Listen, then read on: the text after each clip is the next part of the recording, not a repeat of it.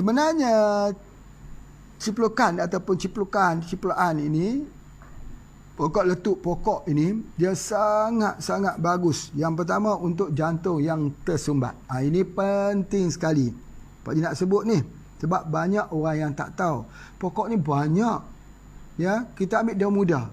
Ingat, daun muda. Daun muda itu yang kita gunakan, boleh kita buat jus. Kita blender, kita minum airnya itu, dia ada untuk jantung yang tersumbat. Boleh campur dengan susu kambing. Sangat baik. Lepas saja kita minum, dia akan berkeringat dengan keringat yang cukup banyak. Itu adalah di antaranya. Jadi, ada dia punya satu bahan di dalam daun pokok ciplukan ini, ataupun pokok letup ni, satu bahan yang sangat efektif untuk membuka saluran jantung. Cuba kita lihat, perhati betul-betul. Di dalam satu ilmu yang dikenali sebagai microscopic ataupun doctrine of signature. Apa maksud doctrine of signature? Kita renung pokok tu, kita faham. Kita cuba tengok pokok letup tu, cuba tengok buah dia. Macam apa? Macam jantung. Buah dia macam jantung. Jadi Allah nak bagi tahu bahawa buah ini atau pokok ini digunakan khusus untuk ubat jantung. Cara dia apa dia? Daun muda. Kemudian boleh campur dengan susu. Masya Allah. Ataupun kita boleh rebus campur dengan madu lebah untuk menghilangkan pahitnya. Ini penting sekali di dalam ilmu kita. Ada daun, biasanya kalau doktrin secara umum, kalau daun mesti daun tua. Kalau buah yang masak. Kalau akar, ambil ketika pohon berbunga atau musim kering. Rimpang, musim kering. Jika ambil bunga, ketika dia mekar. Ketika ambil biji, mesti ketika buah yang masak. Itu doktrin umum. Tetapi dalam perawatan saraf, kebanyakan daun dia ambil daun muda. Kenapa daun muda? Kita nak yang dapat mild. Kita tidak boleh ambil yang hard, yang betul-betul kental itu. Tidak boleh. Sebab sifat untuk saraf ini dia dikira begitu. Itu yang Pak Haji nak sebutkan, iaitu daripada ciplukan. Tapi kalau daunnya yang muda itu, kita ambil, kita tumbuk daun itu dengan kapur makan. Ni banyak orang tulis itu, apa maksudnya kapur makan. Kapur makan itu adalah kapur yang dimakan bersama sirih.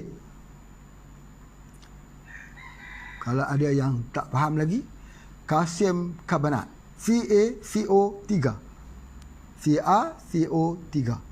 Itulah kapur makan. Cuma cerita pasal kapur makan ini, teringatlah Pak Haji pada Datuk Pak Haji dulu, cerita daripada ibu Pak Haji, Datuk kamu dulu masuk ke bukit. Di sini ada Bukit Cuping. Di situ ada kerang yang ada putih-putih itu. Dipahat-pahatnya kerang tersebut. Selepas dipahat-pahatnya kerang tersebut, diambil, dibawa pulang, dibakar. Itulah yang dijadikan sebagai kapur makan. Dan itu ubat. Itu yang Pak Haji nak sebutkan, ya, bahawa kita menggunakan begitu. Baik. Kita faham bahawa apabila kita tumbukkan saja daun ciplukan ini bersama dengan kapur itu, boleh diletakkan di bahagian dada ini untuk orang yang ada asma. Setiap malam sebelum tidur malam, anak-anak pun macam tu. Kalau ada bunyi hit itu, kalau anak-anak itu terpaksa menggunakan gas inhaler, itulah inhaler kita. Percampuran daun ciplukan atau daun daripada daun ciplukan, ya. Daun ciplukan itu daun apa? Kita panggil daun apa tadi ni?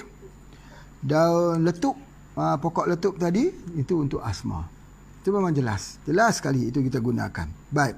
Kemudian kalau orang ada kurak, banyak orang kata ada kurak banyak. Daun itu pun boleh berguna untuk kurak. Tumbuk, tempelkan pada kurak, kemudian diikat dengan kain kasar.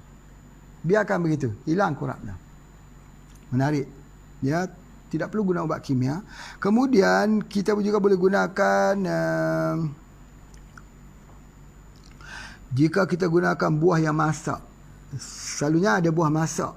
Ya, buah masak tu warna kuning. Lalunya boleh kita ambil ini untuk menurunkan demam panas. Ya, itu sangat cepatlah. Biasanya bagi makan buah tu pun dah cukup dah. Tapi kalau direbus buat teh lagi bagus khususnya. Itu ada daripada herba. Ciplukan itu satu herba yang sangat bagus, juga digunakan untuk orang yang cuci ginjal sebelum cuci ginjal.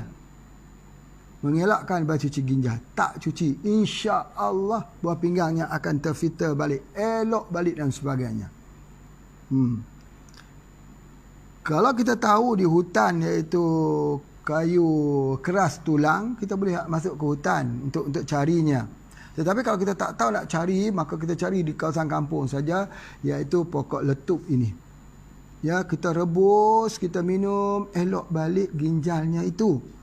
Ya, ginjal ini dia perlukan sesuatu yang bersifat pahit sebelum dicuci. Tapi bila dia lepas dia cuci, dia tak boleh guna yang pahit. Boleh guna herba yang pahit tapi diretik. Itu di antaranya. Baik.